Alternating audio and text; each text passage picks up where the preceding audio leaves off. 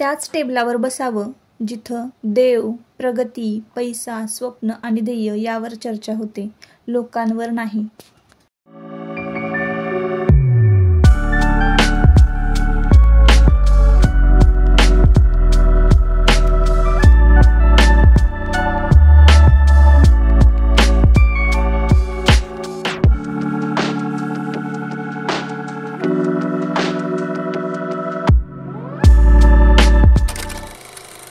Hello, नमस्कार. मी सुप्रिया आणखी एका नवीन ब्लॉगमध्ये आपलं मनापासून स्वागत करते.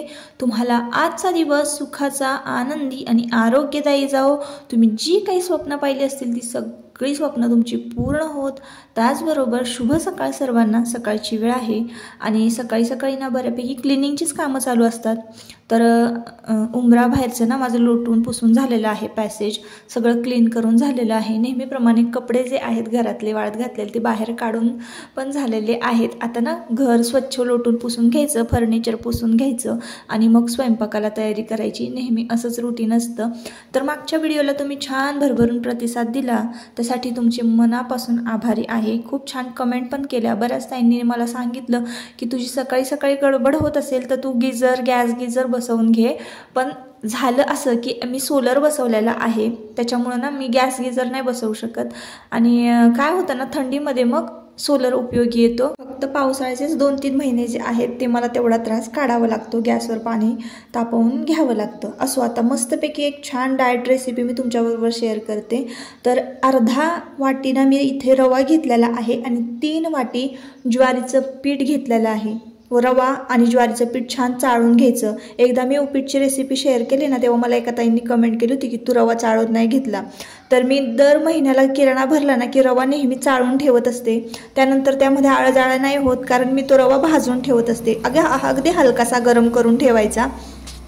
तर असो, आता मी यामध्ये अर्धा वाटी रवा घेतलेला आहे, 3 वाटी ज्वारीचं पीठ घेतलेलं आहे, 1 वाटी दही आहे आणि थोडंसं मीठ यामध्ये घातलेलं आहे. आता हे आपल्याला छान मिक्सरला फेटून घ्यायचं आहे, बारीक करायचं आहे. इतका छान या ज्वारीच्या पिठाचा डोसा होतो ना ताईंनो, चवीला पण इतका उत्तम लागतो आणि करायलाही इतका सोपा आहे ना, एकदम इन्स्टंट तयार होतो. त्याच्यामुळं तुम्ही एकदा मी सांगते म्हणून नक्की ट्राय करून बघा. एक छोट्या वाटीने ट्राय करून बघा, कमी प्रमाणामध्ये, पण नक्की ट्राय करून बघा. तर बघा इथं बॅटर किती छान तयार झालेलं आहे. यामध्ये मी थोडासा घातलेला आहे खाण्याचा सोडा आणि हे पीठ छान आपल्याला ना एकजीव करून फेटून घ्यायचं आहे आणि 15 मिनिटासाठी ना हे पीठ आपल्याला भिजायला ठेवून द्यायचं आहे. आता छान फेटून झाल्यानंतर कट्टा वगैरे ना मी स्वच्छ धुवून घेतला आणि इकडे ड्रेस चेंज करून घेतला, कारण मला थोडंसं डॉक्टरांकडे जायचं होतं. आणि त्यानंतर मग ना हे बघा इथे छान असं फेटून घ्यायचं. तर सकाळी सकाळी म्हटलं लवकर गेलं ना, म्हणजे बाहेर लवकर पडलं की आपण आपली कामं पटापट लवकर होतात, म्हणून मग मी आवरून बसलेले होते. आता इथे 15 मिनटं की नाही मस्तपैकी आपण हे भिजायला ठेवून देऊया. आता 15 मिनटामध्ये आपण ना इकडे चटणीची तयारी करून घेऊया. आता हा डोसा खायचा तरी तुम्ही बटाट्याची भाजी बरोबर खाल्लात तरीही चालेल, पण बटाट्याची भाजी कसं लवकर नाही होत, फोडणी घाला, हे करा. मग त्यापेक्षा ना आपण मस्तपैकी सुक्या खोबऱ्याची चटणी करायची. आता ती कशी करायची तर ते पण मी तुमच्याबरोबर शेअर करते. एकदा नक्की करून बघा. ही पण चटणी खूप छान लागते ज्वारीच्या पिठाच्या डोशाबरोबर. हा डोसा एकदम हेल्दी आहे, डाएटसाठी तर चालतो. मी दादांना करून देते. तर बघा खोबरं किसून घेतलेलं आहे. तुम्हाला ज्या प्रमाणामध्ये करायची चटणी तेवढं तुम्ही घ्या. मी थोडंसं बघा इथं मुठभर आहे, ते मुठभर खोबरं किसून घेतलेलं आहे. त्यानंतर ना यामध्ये घालायचं आहे आपल्याला 1 मिरची आणि पुदिना असेल तर पुदिना पण तुम्ही घाला, मस्तपैकी स्वच्छ धुवून, मस्त फ्लेवर येईल याला. आणि माझ्याकडे तर काही पुदिना नाही आणि खाली आहे गार्डनमध्ये, पण कोण काढायला कंटाळाला आहे, त्याच्यामुळं मी काढला नाही. तर असं आता आपण यामध्ये ना फक्त कोथिंबीर आणि 1 मिरची घालणार आहोत आणि थोडीशी साखर घालायची आहे आणि दही ॲड करायचं आहे. आणि ही चटणी जी आहे पटकन मिक्सरला फिरवून मोकळं व्हायचं. झालेली आहे आपली ही चटणी. थोडंसं मीठ घालायचं आहे. तर इतकं सोपे आहे ही चटणीसुद्धा करणं. तर बघा मस्तपैकी ही चटणी बघा ग्रीन कलरची तयार होणार आहे. मिरची, कोथिंबीर, सुकं खोबरं आणि दही हे मस्त बघा इतकी भारी चटणी तयार होते ना ताईंनो, टेस्टला पण खूप छान लागते. आता बघा किती छान झालेली आहे कन्सिस्टन्सी. तुम्ही बघू शकता, घट्ट पातळ तुम्हाला हवी आहे तसं तुम्ही करून घ्या. आता त्यानंतर 15 मिनटं आपले यामध्ये गेली, चटणी तयार झालेली आहे आपली आणि पीठही आपलं भिजलेलं आहे. तर आपण आता लगेच डोसे घालायला घेऊयात. तर बघा इथं मी हा तवा जो आहे ना, तर तो कोल्हापूरहून घेतलेला होता. देवीच्या दर्शनासाठी गेले होते तेव्हा. इकडे कपडे बघा मी इकडं आणून किचनमध्ये ठेवून दिलेले आहे, कारण तिकडे पण पुढं काय होतं ना, मोकळं वातावरण नसलं ना की मग असं वेगळंच म्हणजे फील होतं. कारण आता पावसाळ्यामध्ये ना असं कोंडट वातावरण तयार होतं आणि सगळं मग इकडं वस्तू तिकडं वस्तू असं. म्हटलं तसं नको काय व्हायला, म्हणून मग मी इथं किचनमध्ये एका बाजूला मी ती स्टँड जे आहे ते आणून ठेवून दिलं कपड्याचं, आणि तिथं खिडकी असल्यामुळं ते वाळलं. आता बरेच जणांनी मला एक कमेंट केलेली आहे बघा, ताई तुम्ही किचनची खिडकी का नाही उघडत पुढची? तर किचनला 2 खिडक्या आणि 1 दरवाजा आहे. इकडची खिडकी उघडी असते आणि इकडची पुढची खिडकी जर उघडी केली ना ताईंनो, एवढं वारं सुटतं ना की घरातली भांडी पण इकडे तिकडे सरकायला लागतात, एवढं वारं आहे. कारण आमच्या शेजारी कोणच राहत नाही ना, आमचं एकच घर आहे. असो, तर बघा मी इथं तुम्हाला आता डोसा घालून दाखवलेला आहे. सुरुवातीला मी छोटासा घातला आणि लगेच देवाला नैवेद्य सुद्धा दाखवला. तर बघा इकडे किती छान रंग आलेला आहे. ह्याला जणू काय म्हणजे तांदळाच्याच डोशासारखा हा डोसा होतो आणि तुम्ही जितका पसरवाल ना तितका छान पसरतो. फक्त पसरवताना आपली पळी जी आहे ती खाली दाबायची नाही, अगदी अलगद हलक्या हातानं वरच्यावर छान तो पसरवून घ्यायचा आहे. तर अशाच पद्धतीनं तुम्ही डोसे घालून बघा. तर हा तव्याकडे इथे मी कोल्हापूरला घेतलेला आहे. 1800 रुपयाला मला हा डोशाचा तवा बसलेला आहे. इतका मस्त आहे ना, खूप छान आहे. जर तुम्हाला हवा असेल तर स्क्रीनशॉट काढा या तव्याचा आणि तुम्ही ऑनलाईन सर्च करू शकता. तर इथे बघा किती मोठा असा मी तवा भरून हा डोसा केलेला आहे.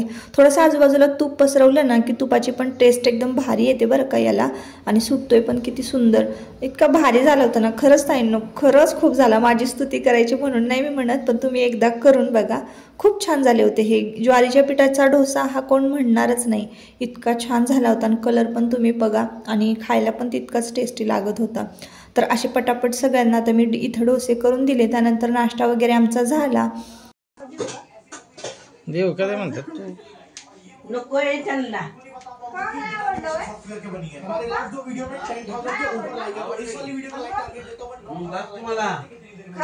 नको नको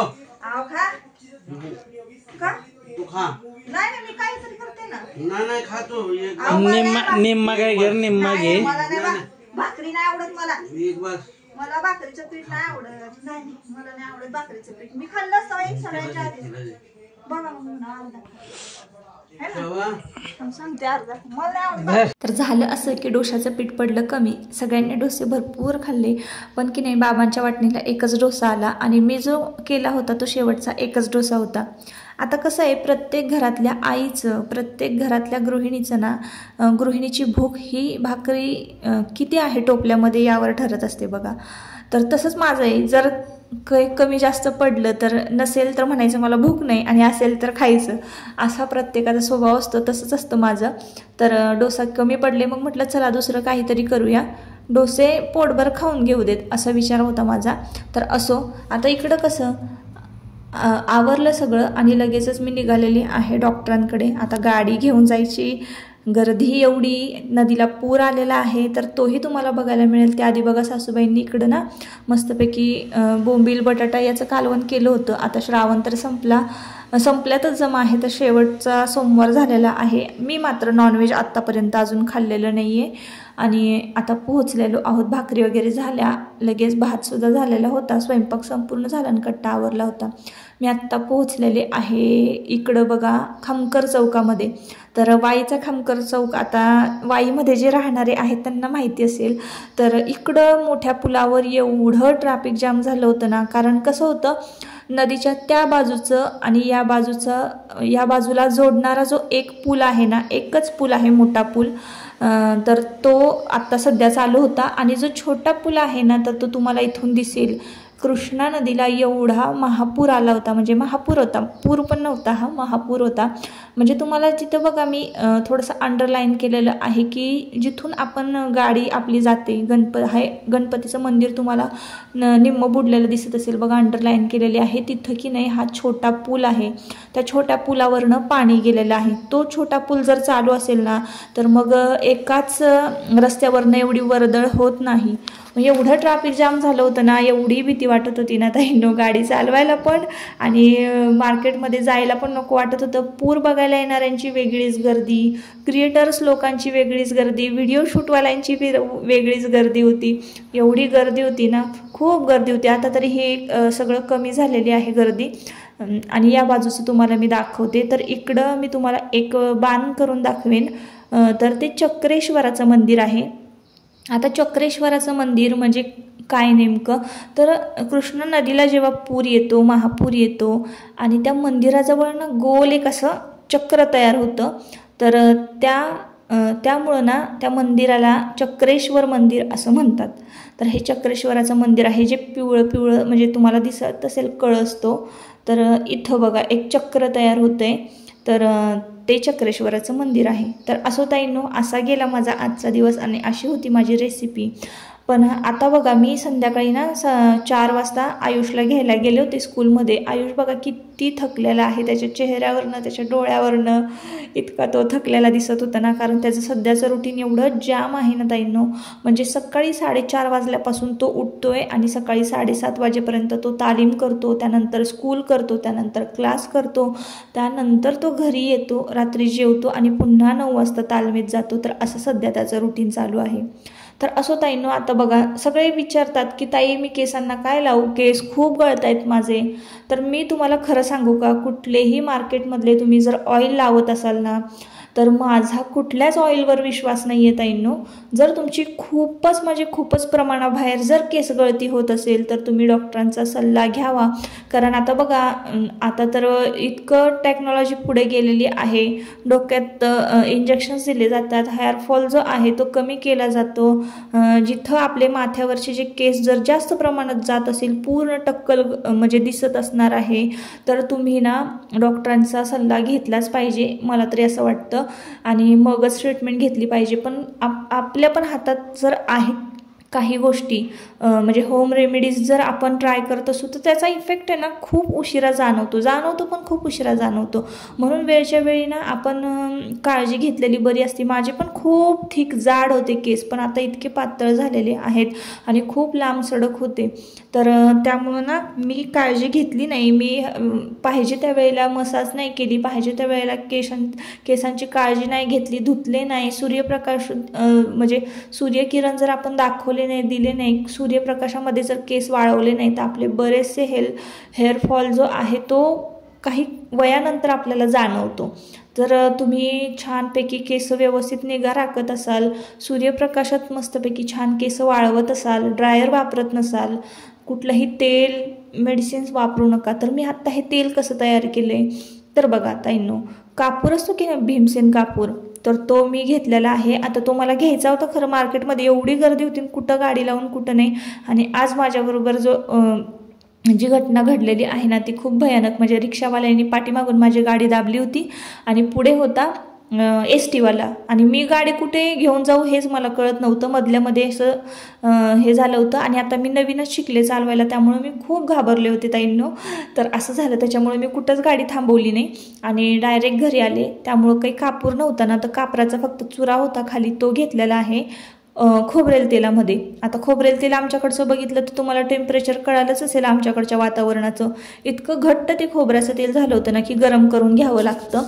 तर मग ते घेतलं आणि त्यानंतर त्यामध्ये घातलेलं आहे भीमसेन कापूर. भीमसेन कापूर घाला, खरं शक्यतो भीमसेन कापूरच घाला, आणि नसेल तर साधा कापूरही चालेल, पण थोड्या प्रमाणामध्ये घाला. जर तुम्हाला सूट होत असेल तुमच्या स्काल्पला तर तुम्ही पॅच टेस्ट करून बघा, तुम्हाला आग वगैरे होत नाही ना, खास सुटत नाही ना, कारण मला तरी होतो. आता भीमसेन कापूर करतो काय, तर आपलं जे स्काल्प आहे ना, तर त्यामध्ये जर काही फंगल इन्फेक्शन असेल, काय म्हणजे डॅन्ड्रफ वगैरे असेल तर ते पण म्हणजे नाही का मदत करतं ते घालवण्यासाठी. तर आणि केसांची मुळं जी आहेत ना त्याला आराम मिळतो, रक्तप्रवाह आपला छान होतो मसाज केल्यामुळं. आणि विटॅमिन E कॅप्सूल मी नेहमी घालते. तर कसं असतं, आपल्या त्वचेला, स्किनला सगळ्याकडेच विटॅमिन Eची गरज असते, तशी केसांना सुद्धा असते. आणि आपण विटॅमिन Eचे घटक किती जरी खाल्ले, किती जरी पोटातून घेतले, तरी ते आपल्या स्किनपर्यंत पोहोचायला आणि केसांपर्यंत पोहोचायला वेळ लागतो.